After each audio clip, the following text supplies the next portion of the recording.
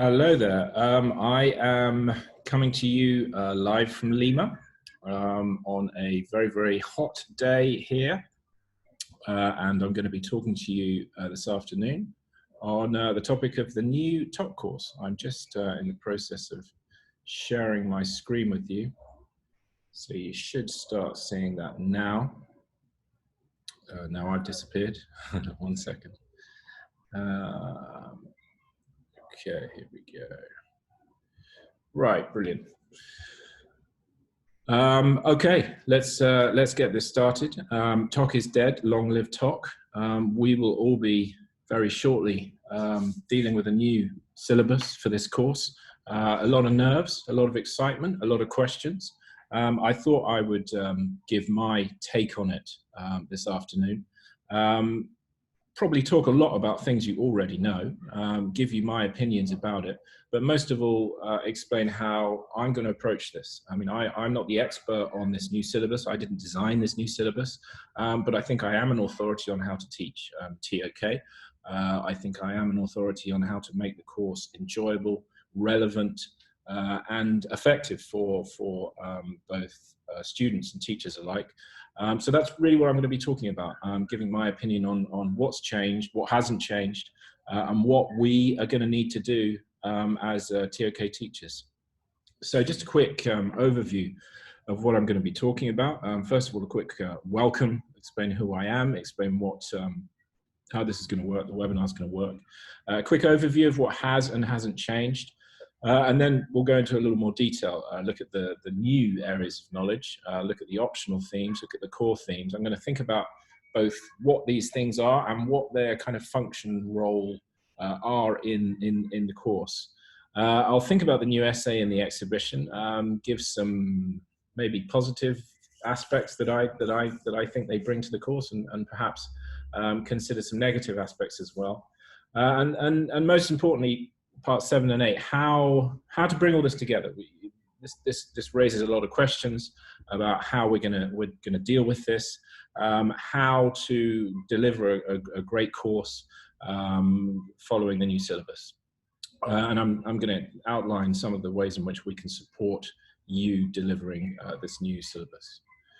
Okay, so the webinar will last an hour. It may overrun. As I was creating this presentation, I kind of got a little bit carried away by lots of things that I hadn't thought I'd be talking about, and I probably will talk about, but I'll try and keep it within an hour. I am Michael Dunn. I am a theory of knowledge teacher for quite some time now. I began teaching when I was at another school in Peru. I've delivered workshops all over the world. I've set up the Theory of Knowledge site kind of by accident. It grew to be quite a large organization, and I've met a lot of TOK teachers in my time. I've been in a lot of different schools all over the world. I'll talk a little bit more about what we do, how I do it. In terms of questions and messages, there's quite a lot of you out there. I'm quite chuffed by the fact that there are about 800 people who signed up to this webinar, which is fantastic, from countries all over the world. I know normally during webinars you like to throw questions at me, but I would rather you kind of saved your questions and send them to me in an email afterwards. That'll give me a little more time to kind of respond to them properly, and I can send out my responses to everyone who's involved in this webinar. So I think that's a better way of doing it. By all means, take your time in sending me questions. I know there are a lot of questions. I've actually had questions already. I apologize to people that have asked me 1 or 2 questions that I haven't gotten back to them, but I'll include their questions in the ones that I respond to and give you my take on everything. So after the webinar ends, I hope this is going to automatically record. I have had webinar experiences where I haven't recorded it. I've had to do the whole webinar again. I hope I'm not going to have to do that. So this will record. I will send you a link to the recording in a debrief email, and I will give you a kind of resume of all of the most common questions that I've been asked, and send you that as send you those as well.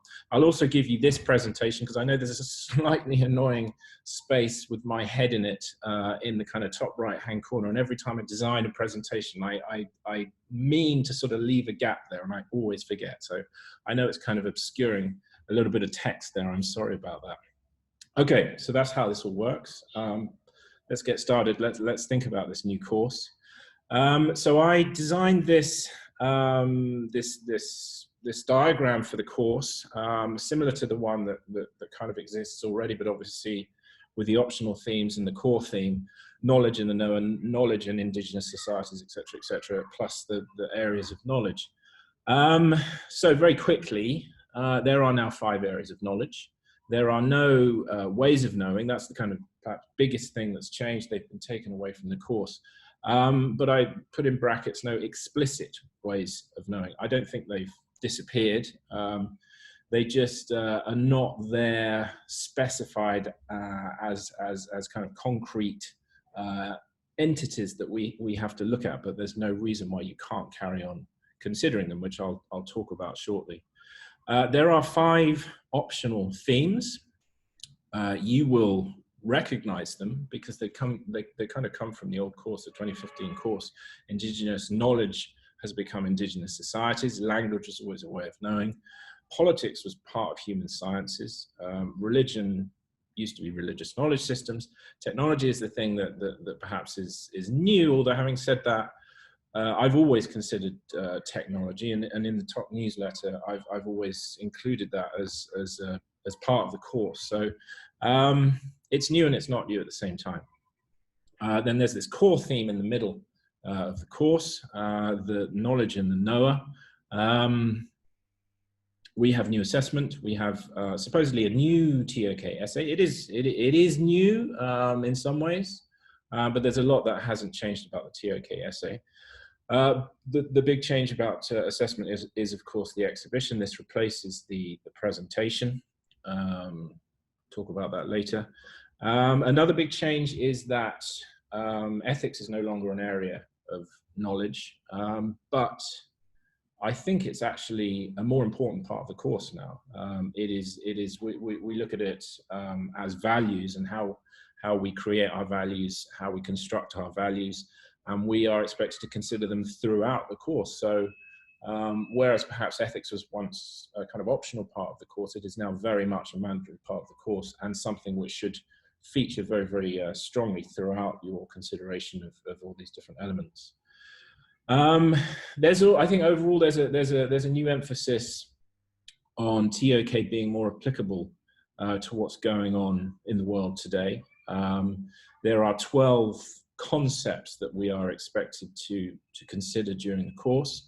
The suggested knowledge questions that you see in the guide, I think, are a little more practical, a little more first order actually, and just perhaps slightly less abstract and nebulous than previous knowledge questions. Obviously the emphasis on politics mirrors, the very interesting things that are going on in the world today, and technology reflects the fact that we are now using it to a greater degree than we ever have done before, and we are using it to obtain our understanding of the world. Libraries being replaced by the internet, the assumption is that extended essays and TOK essays and all the rest of it are researched online much more than in the library, sometimes not at all in the library, which perhaps is a shame. So that in a nutshell is what's changed. What hasn't changed?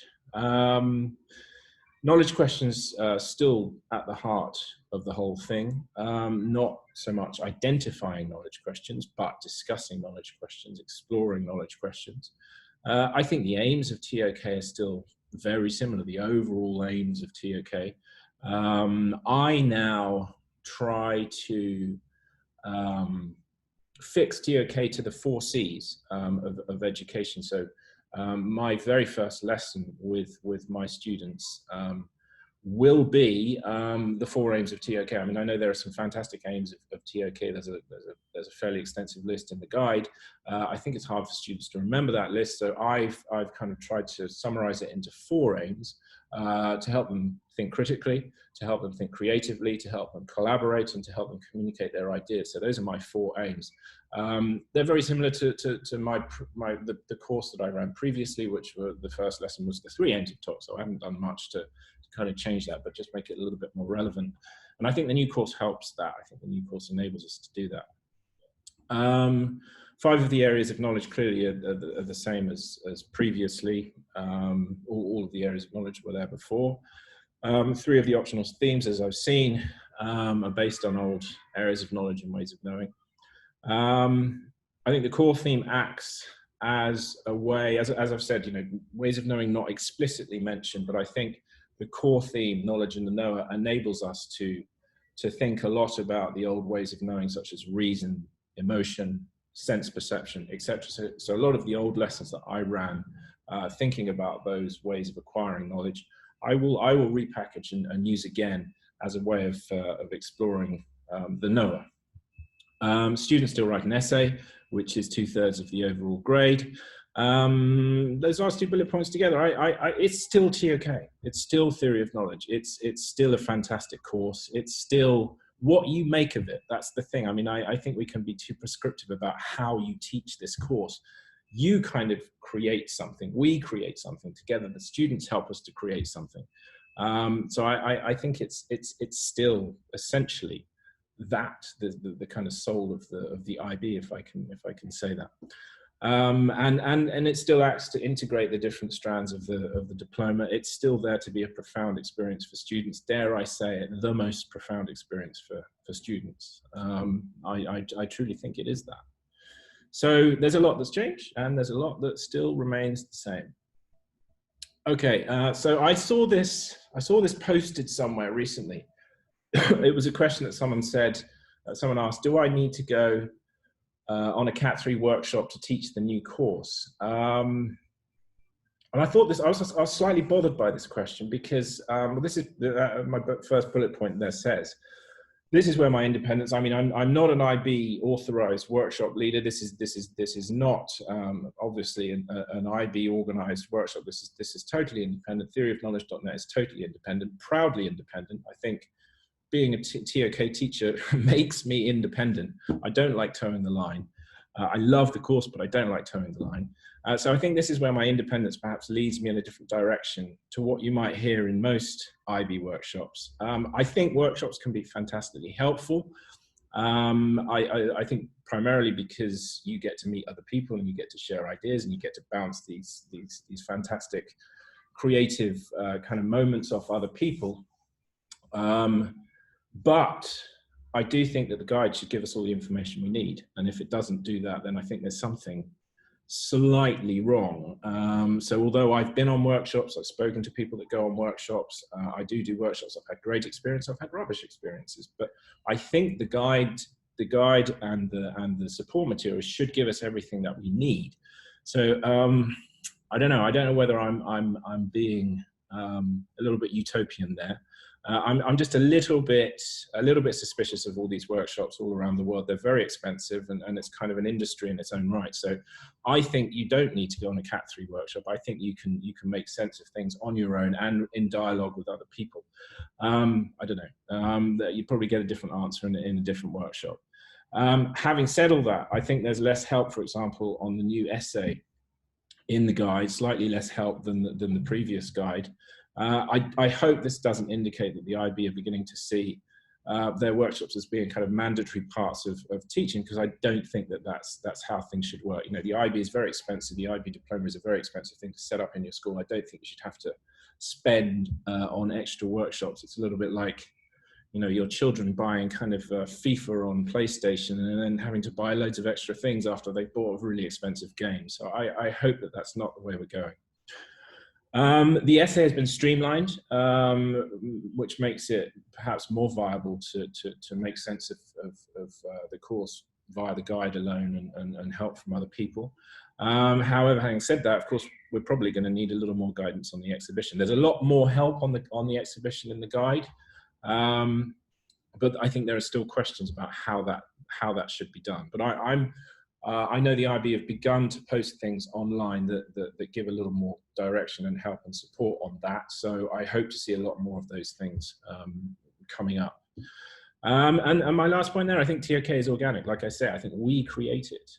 You know, as we teach it, it becomes something else. It is conceived by the big cheeses of the IB. But as we teach it, it takes on a different meaning, and the students help us to turn it into something. So, you know, I think that's why I like being independent to the IB, and I think as TOK teachers we should have an independent approach. It shouldn't just be a kind of big brother approach to teaching. That's the beauty of TOK. That's why I love doing it. Okay, so that's the controversial bit over with. So the areas of knowledge. So our new areas of knowledge, they're not new. The areas of knowledge, arts, history, human sciences, mathematics, and the natural sciences. Students are expected to build up a knowledge of all of the areas of knowledge. The IB are kind of promoting their knowledge framework a little bit more in the guide. I have my own framework, which I'm gonna offer at the end of this webinar. So we should be looking at those different areas of knowledge, not in a descriptive way, but in a kind of question-based way. And I will suggest how to do that shortly. But you know, basically, this is the safe bit that we should all be quite comfortable with these areas of knowledge. What are the roles of the role of the different areas of knowledge? So focusing in on my diagram there. So the areas of knowledge are the ways in which we categorize ideas and concepts to understand and take ownership of them. My head is in the way of that description. I'm sorry, I almost can't remember what I wrote there, but that's what it says. So the areas of knowledge, as they always have done, form the context of the essay, although a little bit more kind of explicit. You know, the essay is I think a little clearer now. It is expected to be written in the context of the areas of knowledge. It provides, the areas of knowledge provide us with the setting to explore the core and the optional themes. More on that in a second. I think the areas of knowledge make linking our course theory of knowledge to other DP subjects easier. And as I've mentioned, it enables us to apply the knowledge framework or an alternative framework, which I would like to offer at the end of this webinar. So that's what the role of the areas of knowledge are. I think it's very similar to what it has always been, although there's a little more kind of linking of the areas of knowledge to the essay. I think I say somewhere else in this presentation, you know, one of the most annoying questions you get from students, understandable but annoying, is, okay, so I'm meant to do 2 areas of knowledge with this prescribed title. How many ways of knowing should I add? How many should I put into it? And it sometimes leads to a very kind of contrived handling of ways of knowing. They kind of force them into the essay, and they've never quite known what to do with them. Well, now the IB is being a little more explicit that it's the areas of knowledge that you should be focusing on, and you don't need to worry about, you know, saying, well, I am using reason now to understand this, and I use my eyes via sense perception, and all those other ridiculous kind of comments that you get. Okay, so newer to the course, the optional themes are still familiar to us to some degree. Now, the optional themes, you know, as I've, you know, kind of learned more and more about the new course, are a challenge. It's quite hard to actually say. The areas of knowledge are easy to say what they are. So, but what are the optional themes? How do we define what they are? Because in some ways they're similar to the previous ways of knowing. You know, language obviously was a way of knowing. Technology essentially is a way of knowing, really. But in other ways, they are kind of part of our personal and group identity, our politics, the religion that we adhere to, the extent to which we belong to an indigenous society or a society that is very removed from kind of indigenous values. So I've kind of called them affiliations, social and personal and social affiliations, which shape how we make sense of knowledge. In other words, the areas of knowledge. So that kind of looks like this on my diagram. The optional themes are our personal and societal affiliations, which shape the way we make sense of knowledge. So you can see that there is this relationship between the areas of knowledge and the indigenous, and the optional themes, a two-way kind of process, which is why I've chosen to represent these two parts of the course as a kind of jigsaw puzzle that fits together. When I designed this diagram, it took me ages, and I was completely overthinking it with kind of arrows going in all directions, trying to make it kind of mutual relationships, and one feeds into the other and all that kind of stuff. And then, of course, I realized, that was rather futile approach. The students themselves should try and make as much sense as they can from the diagram. So you should keep the diagram pretty simple. The old diagram was very, very simple, just with the kind of concentric rings. But I like to indicate some kind of relationship via the kind of jigsaw plugs there. So what are the themes, and what's their role? What do they do? I think they allow us to explore how we acquire and use knowledge, and how our own biases can shape the way that we do this. I think as with the old course, the areas of knowledge and the areas of knowledge and the ways of knowing merged. I think the same can be said for the areas of knowledge and themes. They are all. Well, all of them can be a very, very intimate part of each of the areas of knowledge. So where one sort of stops and the body of knowledge that it is kind of dealing with begins is sometimes quite hard to say. So like I say there, let the students interpret it. I'm sure when we show this diagram to our students, they're going to come up with fantastic interpretations, and maybe we'll change the diagram a little bit. Maybe they'll spot things that could be even better. That's, again, another wonderful aspect of TOK, that the students themselves come in and teach us how to do it. And I love it when that happens. And then we've got in the middle the core theme, knowledge and the knower. So like the old knower, I've kind of put it at the center of the diagram. I think knowledge and the knower kind of draws the student into the course. It makes it kind of personal. They see themselves at the center of this diagram with the ways of the optional themes and the areas of knowledge around them, although not in a kind of concentric way like they used to be. The role then of the core theme. I've kind of struggled with this conceptually, and I began by thinking, why did they bother putting a core theme in there? Why would you have this knowledge and the knower? Surely the areas of knowledge and the optional themes combined kind of give us knowledge and the knower, those things. And I think there is an argument that it's kind of superfluous, but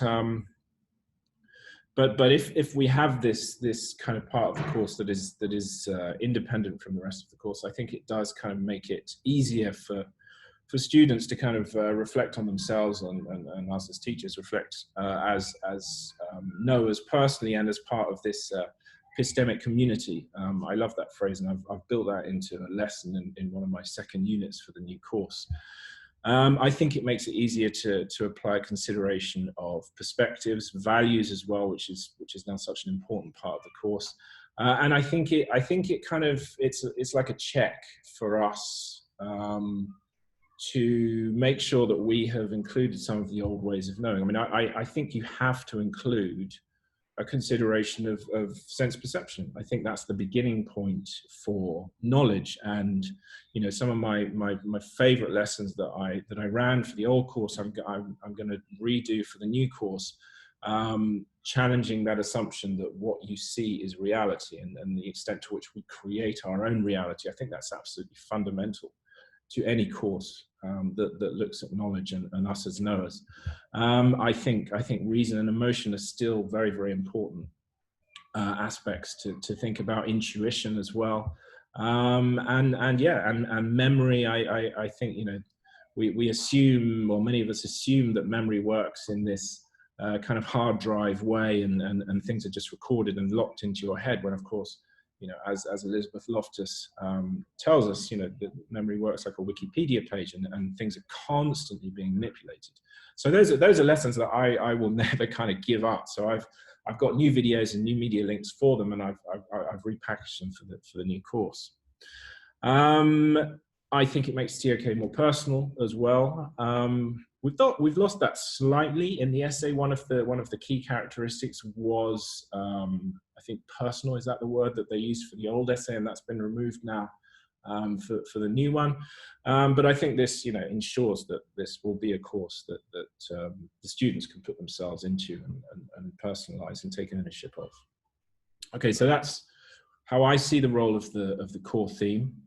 How about the assessment? So the new essay. First of all, what hasn't changed? Let's kind of start with continuity, because I think this is a assessment task that hasn't changed that much. We still have 6 prescribed titles from which the students will choose 1. All the practical kind of aspects, the word count and all that kind of stuff is still the same. I think the 3 interactions are very, very positive part of the TOK experience. I'm not a huge fan of the essay. I kind of see it as a kind of necessary evil. But I think the 3 interactions make it quite a meaningful experience with the students. So that's still very much expected.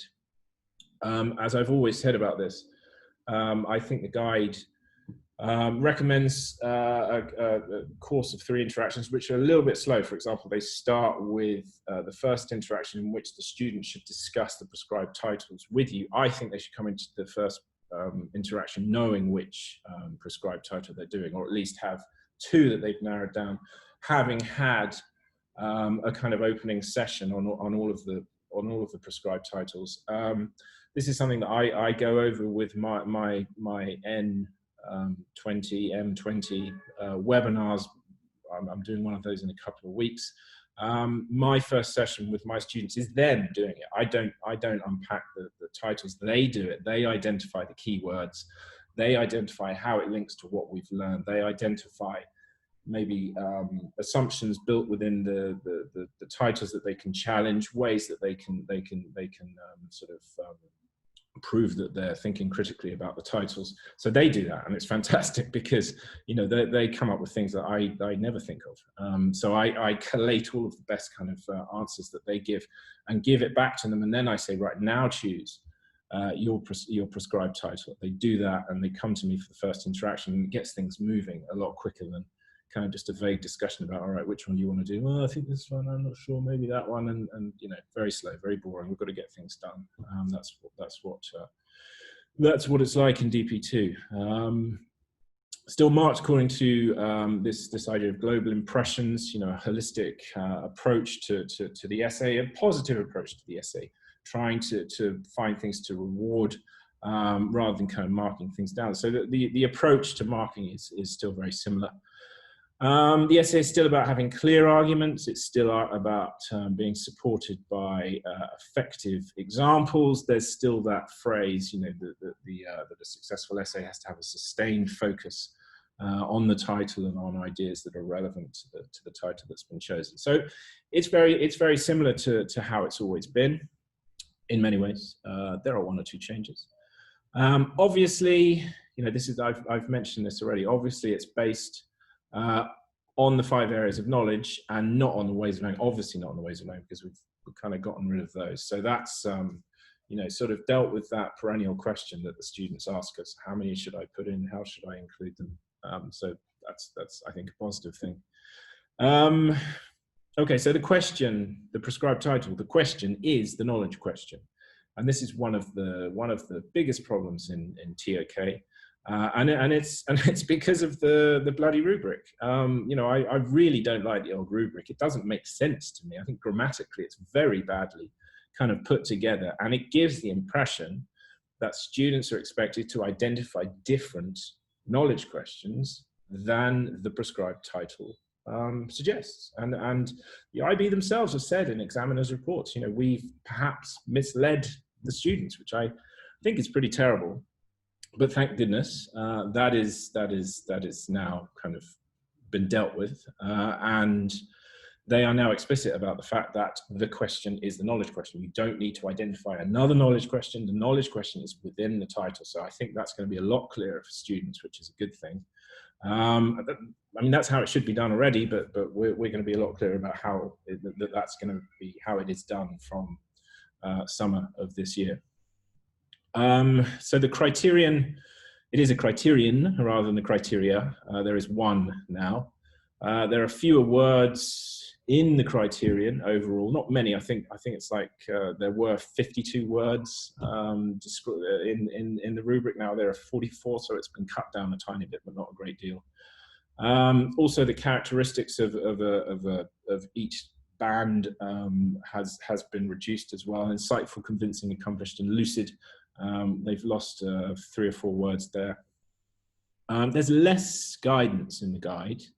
The big thing that I've noticed is that there's no mention of claims and counterclaims, which was one of the kind of features of the previous guide. They said you are meant to identify claims and counterclaims, which made it quite easy for students to know what they were doing. But I'll talk about that in a second. I think I come back to that. I think overall it's easier to understand the rubric. Although still not 100%, you know, the kind of calibrations of qualities, right? So what is effective? What does that actually mean? What is clear awareness? I still think that they could be a bit more helpful on providing guidance there, but anyway, I think overall it's positive, because I think it's going to be less of an ordeal to actually interpret what the rubric says. Okay, the TOK exhibition. So this is the brand new thing, new form of assessment. You will know probably by now what is involved here. So, you know, I'll just briefly go over it. Students are meant to select 3 objects. These can be tweets. These can be paintings. These can be, you know, a variety of things, a museum exhibit.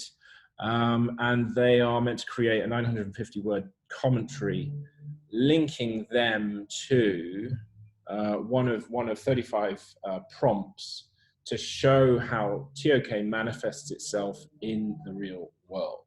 Okay, so it's quite I guess quite a complex task. This sort of triangular task. I don't know why I'm thinking of it as a triangle. I don't know, objects, commentary, prompt. Showing how there's a diagram there. I'm already thinking of how I can create that, right? So this is an individual task. It should be said that more than one student in a single class can choose the same prompt. Students are supposed to take 8 hours to create their exhibition. I don't know whether I said that about the essay. For the essay, it's meant to take 10 hours. I'm thinking that's a little bit optimistic, I have to say, for the students that I'm used to anyway. Exhibition, 8 hours, talk about that in a second. And it's recommended that students base their exhibition on one of the optional themes or on the core theme. Okay, so that's what it is. So you know, it's hard to say, right, at this point. Like I've said, you know, we kind of create this course, the students create this course. I'm sure some of them are going to take the idea of the exhibition and absolutely run with it. They're going to crush it. They're going to create these amazing things. Some, I think, are going to struggle. So until we've actually done it with our first cohort, we probably won't be able to comment too extensively on whether we like it or not, whether it's great, whether it's an effective end to the most wonderful part of the IB diploma. My first impressions, my thoughts at this point, I think in terms of positive aspects, it's a great way to make TOK more visible in a school. I think if you do the MYP, you do the personal projects, which are absolutely fantastic. If you do the PYP, you do the exhibition, which is brilliant. My own children did that, and it was just such a fantastic day when you go in and you see these products that they create, you know, 1,000 times better than, for me at least, GCSEs in a kind of sweaty exam hall answering contrived questions and using memory tricks. You know, instead of that, you're creating something extraordinary and showing off your knowledge. You know, that's what education is, right? Empowerment. So that's great, I think, first point. Perhaps by choosing these objects, we make TOK feel more relevant, real. I guess that's the idea.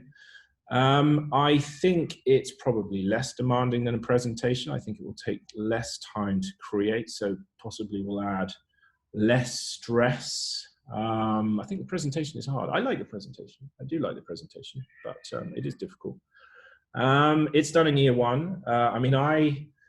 For a while, on my website, I've kind of offered two routes for assessment. You know, route one being doing the presentation in year one, route two being doing the presentation in year two. And I personally have now been doing the presentation in year one for a couple of years, and I think it's a very good thing to reduce stress in the second year.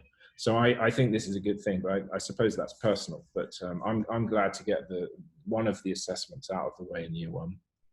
There's no PPD, which has got to be a good thing, because, you know, we have reached the point where students are not assessed on their presentations. They are assessed on the form for the presentation, which is a bit crazy. I mean, it can work both ways, right? They can give a rubbish presentation, but create a great PPD, and the IB will laud them, but, you know, it can go the other way. They can create a great presentation and not put enough work into their PPD, and they'll be kind of penalized, and maybe the rest of the year group will get penalized. So I don't think the PPD works, so I think that's a good thing. All right, so negative. No, I've questionable. There we go. Questionable, not negative. No negative feelings. So what's question about it? As I say, I mean, maybe this is my fault. I'm trying to make TOK more relevant to the real world. So, you know, my first lesson, creating the linking TOK to the 4 C's, you know, one of which is collaboration. I think that's a very important skill, collaboration, and I really like the presentation because it got the students working in teams, in groups. I think that's a fantastic thing. There aren't many other things that they do in the DP that they do with a group. There are a few things, but mostly they're assessed on their individual knowledge, and they should be working together for things. That's how the real world works. So personally, I don't like the fact that it's individual. It's also practically more difficult. You know, it saves so much time when you have presentation groups of 2s and 3s. You know, you have less than half the trouble really marking all the presentations if you've got a large year group. But yeah, I mean, the practical side is not as important as this idea that they should be encouraged to work together, I think. But there we are. Maybe, again, a personal feeling. Basing it on one theme, maybe this is going to lead to quite narrow final products. I'm a bit worried about that. You know, if we've just got an exhibition on religion or technology, well, I know they're very broad subjects, but previously can't help comparing it to the presentation, which can, you know, explore a variety of areas of knowledge and aspects of the course. And now we're probably going to be narrowing things down. Maybe that's a good thing. I don't know. Maybe because it's individual, because it's done in the first year. I don't know. Maybe that's the idea, but we'll see how that turns out. I'm worried though that it could be too narrow. I think overall it's a kind of it seems quite descriptive. You know, we're not analyzing a question. We're not investigating different perspectives. We're not really showing how a topic or an issue can be applied to other contexts. We are kind of describing how these objects link to this statement, thus demonstrating that TOK manifests itself in the real world. So again, I'm slightly worried that it's a bit of a descriptive task. But again, we'll see what the students do with it. Maybe they'll kind of surprise us. 8 hours, I think that's very optimistic again. I don't know whether that includes the actual exhibition itself. Probably not. No, I don't think it does. 8 hours is just the creation of the exhibition. Then you have the exhibition itself, which would be great. So 8 hours of teaching. Yeah, it doesn't seem enough. I mean, so we've got 10 hours for the essay, 8 hours for the exhibition. What I'm wondering about is, you know, what point are we teaching the skills? I mean, this is something I'll talk about at the end. I mean, obviously you need to teach the skills, and you might be teaching the skills for the exhibition and for the essay in other tasks. Does the IB kind of count that? I don't know. Well, I don't think I'm probably going to think too much about that. Beyond the PPD, so as I say, what was wrong with the presentation? I quite like the presentation. I think the PPD kind of ruined it, but there could have been a way to develop it rather than create this exhibition. But let's keep an open mind. I think it could turn out to be an interesting form of assessment. And I really do love the idea that we are putting on a show and we are, telling the world what TOK is. And I think that's a fantastic thing. The last point there, I am worried about this. I don't think it will take a long time for companies out there, many of which keep trying to hack my site, which is really irritating, creating these kind of prepackaged exhibitions. We know what the 35 prompts are. They're not going to change, unlike the essays. So what is to stop organizations just saying, right, we've got an exhibition for you, just pay us $200 or whatever, and we'll give you everything you need. So I hope that doesn't happen.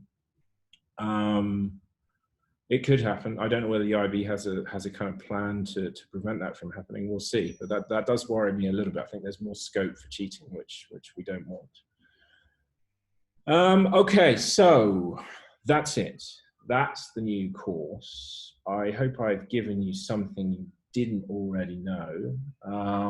Probably most of what I've said is quite familiar. You've had a good chance to have a look at the guide. You've had a chance to think about it, interpret it in your kind of way. I think it obviously throws up lots and lots of questions. So, these are some of them. These are 5 of them. How should we teach all the areas of knowledge? To what depth should we go with every single area of knowledge? How do we choose the themes? Which of the themes are we going to choose? I could word that in another way. Will all schools choose language and technology? I have a feeling that most people are going to go for those 2 rather than the other 3. What is the core element and how does it relate to the other elements of the course? So those are the first 3. I'm going to deal with these in 2 batches. So I'm going to deal with the first 3 questions in a second. Then we've got question 4. How do we identify and embed the skills required by the assessment tasks in the course? So obviously we want to give students an introduction to the skills from an early point. The IB approaches to teaching tells us that we should now be doing a lot of formative assessments in the DP, just as in the MYP. So how to do that, and this is my question. I mean, my aim for TOK is that it should be a genuinely life-changing course.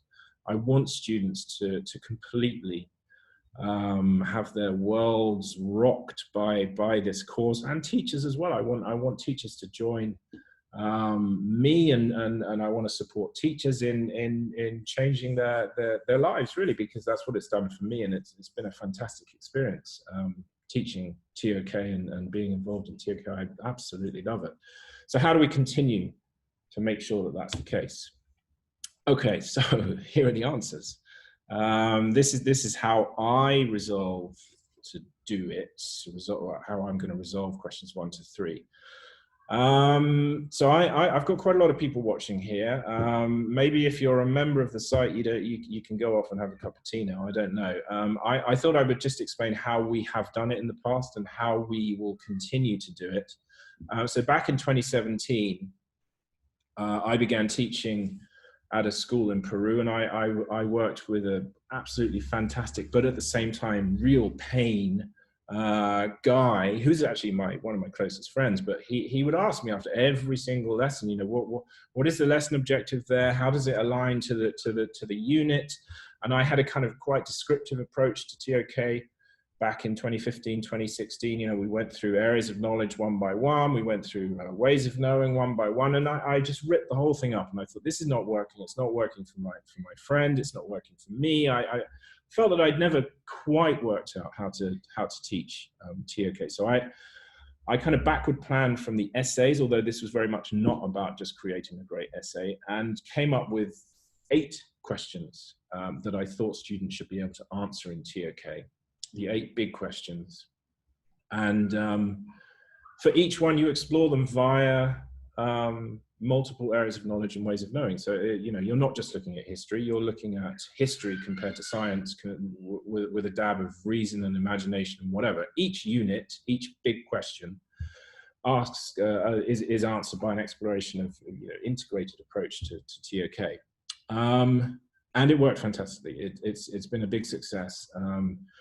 You know, we have about a third of IB schools around the world that at least are signed up to the site. I don't think they necessarily use all the classes, but they use a lot of them.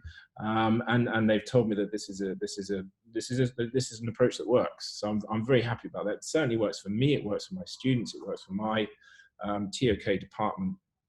So we're definitely going to continue with this approach, but we're going to streamline our 8 big questions into 6 big questions. Okay, and this is, you know, obviously with the new course in mind, the new syllabus in mind, and it's going to allow us to explore all of the areas of knowledge. It's going to allow us to explore multiple optional themes. I don't think I can stop at 2. I don't think I can teach a course without considering technology, without considering language, without considering religion. Politics has got to be in there somewhere. And, you know, I'm kind of biased here. I live in Peru. We have a fantastic kind of indigenous aspect of our culture here, which I just cannot not teach. So that has to go in there as well. So I have to at least mention these things. I have to have 1 or 2 lessons on them at least, and some of them a lot more. So I think we should be looking at multiple optional themes. Which you can do when you have units which ask a big question, rather than, now we're going to look at history, now we're going to look at the natural sciences. And the big thing for me, for us at theoryofknowledge.net, is making sure that TOK is not just for the TOK teachers, it's for everyone, it's for all of the DP teachers.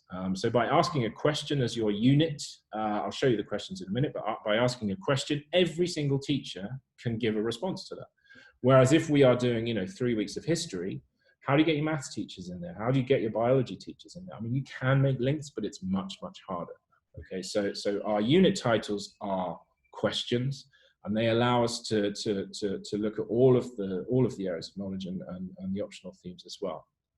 So these are the questions. These are our 6 big questions that we will look at during the year and a half or so of the course.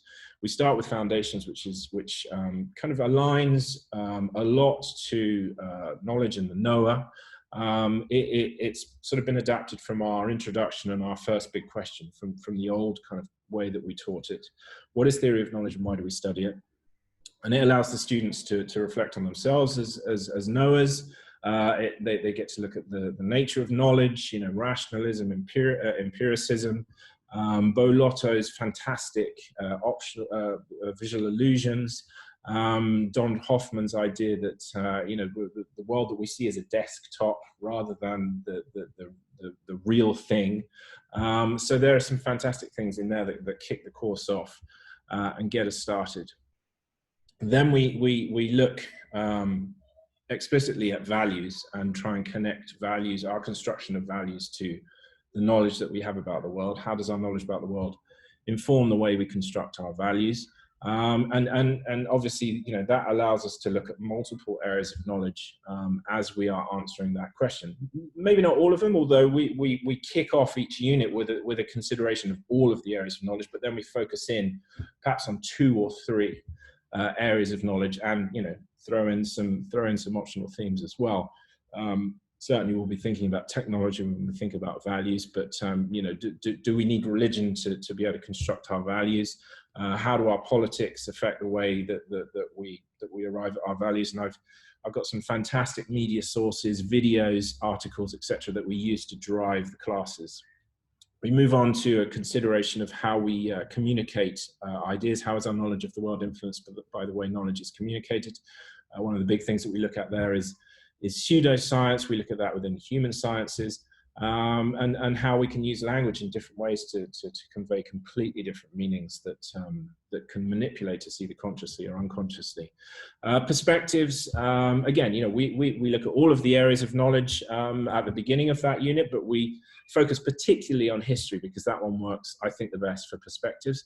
And then we kind of compare that to something like maths. You know, can you interpret maths in more than one way according to your kind of societal and personal perspective? So that's a really kind of interesting question. Creativity. How is new knowledge about the world created? that's not, you know, so you will see here that this corresponds to some degree to the knowledge framework that the IB have created. Creativity is not really part of that, but it comes up in the questions. You know, the idea of how is new knowledge created, how a new scientific idea is created. Is knowledge only ever provisional? And it also links to one of those 4 C's, which I think work very well as the 4 aims of TOK. And then finally, we kind of consider the whole journey. How do we become discerning knowers? So we're going to go back to the beginning, you know, thinking about why we study this. So this is, you know, how we become knowers, but how do we become discerning knowers? What distinguishes someone who is just a kind of average consumer of ideas and concepts to someone who could be considered a knower, an expert? Are there any experts? What does it take to become an expert? So that's the final way of looking at the course. We're very lucky in the school. There's a cat. We have a jungle lodge which we go to, and we consider how indigenous societies approach knowledge compared to how people in industrialized societies approach knowledge, the purpose of knowledge, the way in which we acquire knowledge, and we kind of tie that in. We're very, very lucky to be able to do that. We're about to go off to the jungle and do that. So it's a fantastic finale to this wonderful course. Okay, so those are the 6 big questions. Which kind of, I hope, answer the first 3 questions that we had about, you know, this new syllabus. Resolving questions 4 and 5. You know, how do we deal with the skills required by the essay and the exhibition? How do we continue to make TOK a kind of life-changing experience for everyone involved in it? So the 6 big question framework, you know, each unit is around 12 lessons. They will have assessment workshop lessons in them, kind of mini tasks to do. I think you can easily overload the students and get them writing too many essays and doing too many kind of practice presentations. Obviously, we won't be doing that anymore. I think you should make the tasks very kind of skill specific. Which is what we do. We get our students to write journals, essay plans. We're going to get them to link objects, practicing kind of identifying objects and linking them to concepts. Within all of the units, they get progressively more sophisticated and demanding until the end of year 1. They'll be ready to create an effective exhibition, and by the beginning of year 2, they'll be ready to write the essay. So that's how we're going to be doing it. Again, I've mentioned the approaches to teaching. And if you're an MYP teacher, this probably comes more naturally to you, creating a series of formative tasks leading up to the big summative tasks, the big summative assessments, which of course are the exhibition and the essay. Question 5 was how do we make this life-changing? I build my classes around real life situations. I find an article that interests me, I find a video that interests me, and I think, how can I make a class around that? And then I link it to my big questions, and I link it to areas of knowledge, and I link it to themes. So the classes within the big question framework are all driven by the very latest issues, events, things going on, which is where I think textbooks let us down. You know, textbooks have a fantastic amount of information in, but they're just not up to date, and they're just not dynamic enough, not for me. So I never open a textbook. I think it leads students astray. I don't think it's helpful for them. And assumption busting. This is the phrase that I use to really make it a life-changing experience for the students. I identify assumptions that they have. And I get them to probe them and test them and explore them, and it's a fantastic experience. I mean, an example being, I've already mentioned it. You show them Bo Lotto's fantastic TED talk on visual illusions. You pair that with Donald Hoffman's analogy of desktop. You know, and this is a question about whether we are seeing reality. Is there an objective reality out there? And of course there isn't. We create our own reality.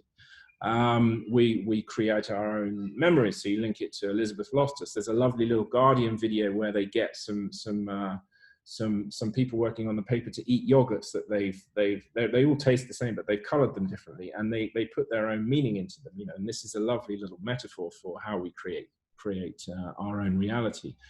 And it's just amazing to see the students wake up to this idea that they are not actually seeing reality. So all of the units have these assumption busting lessons built into them, memorable experiences, which is just a joy to teach. So that's how, you know, I will continue to do it. I think the new course allows us to do that just as well as the old course, perhaps even better.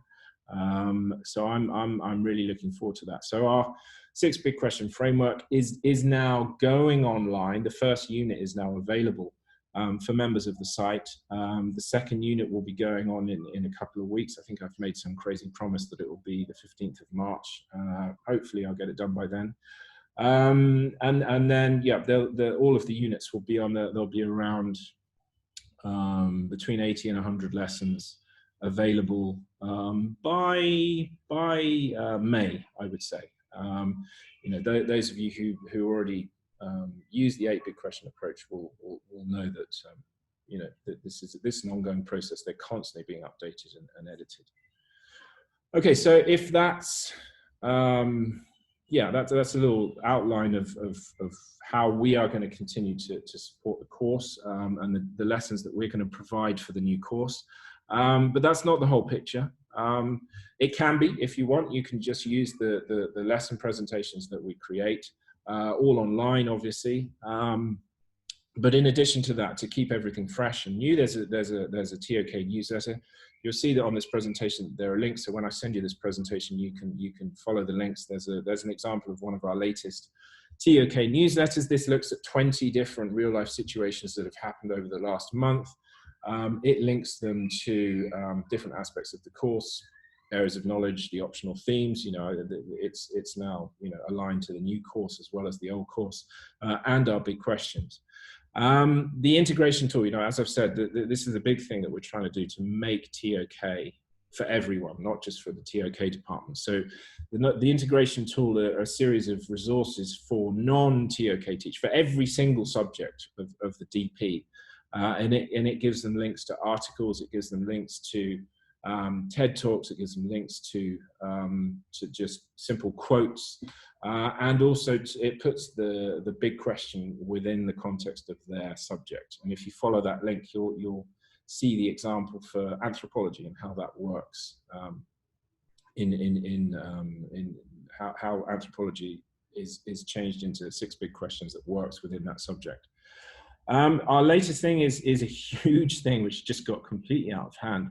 I thought it would be useful to have a little glossary of terms, and I was originally thinking, you know, let's think of 50 kind of keywords that students can use. It ended up being about 1,000 words, which is just insane. And maybe I've just made it too big that it's just not going to be possible to use it. I don't know. I think it's pretty cool. It's a huge number of concepts and ideas. First of all, I mean, it's presented on a Google sheet. So on the first sheet, you have all of them, right, listed, 1,000 of them. And then I've divided them into the new elements of TOK. So you get all of the optional themes and the words and the concepts that are relevant to language, to religion, to indigenous societies, etc., and the areas of knowledge as well. So it becomes a bit more manageable when you go to the sheets for each of the parts of the course. And rather than giving the definition, which I think makes a glossary very, very boring, I've given a link to an article in which that concept or that idea appears. So you can say, right, so, you know, look up empiricism, and you'll find it in this article, and you can see it in a kind of real world context. And I find it quite useful for myself. It's also another way that non-TOK teachers can tap into TOK and see if they're teaching the kind of ideas that we deal with in TOK. To try and make it a bit more manageable, I've identified zeitgeist terms, which are kind of things going on in the world, you know, today, particularly, that are relevant.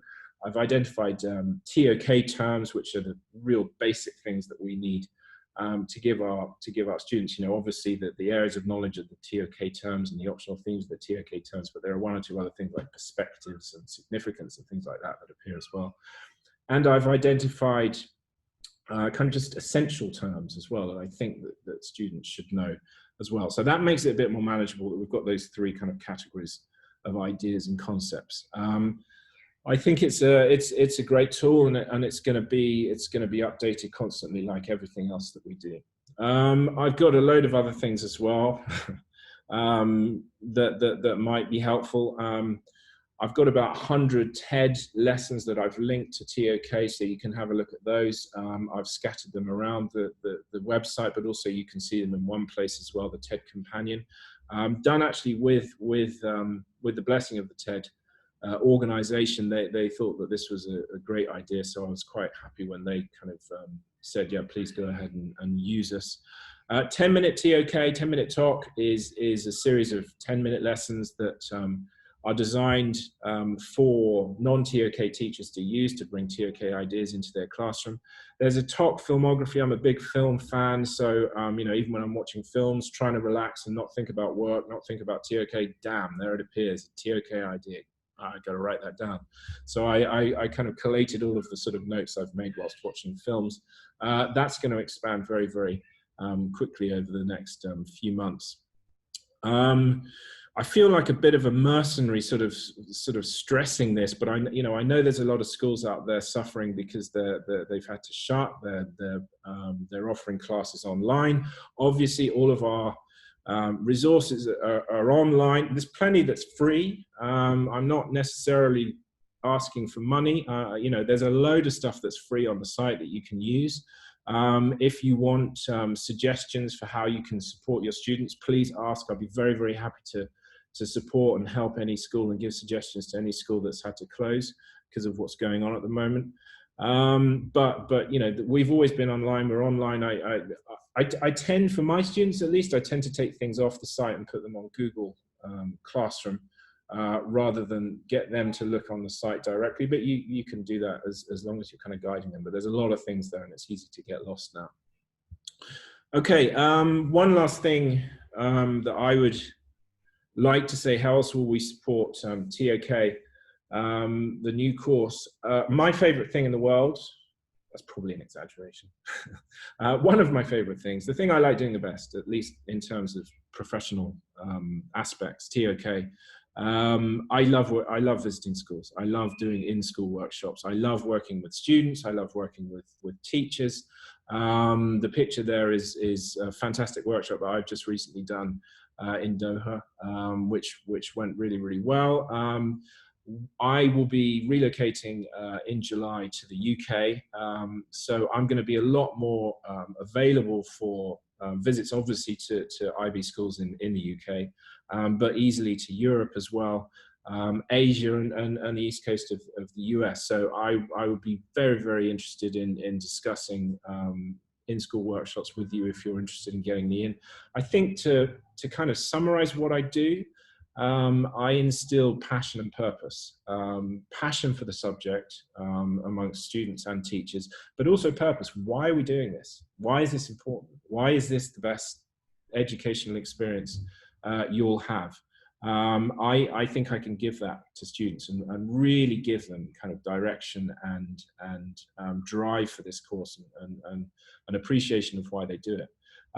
I also really enjoy talking to non-TOK teachers and persuading them that this is not a mysterious and strange and weird course that should be avoided at all costs. So I really enjoy trying to sell TOK to non-TOK teachers, and the more stubborn they are, the more I relish the challenge. So that's a little plug for the thing that I really like doing in my in-school workshops.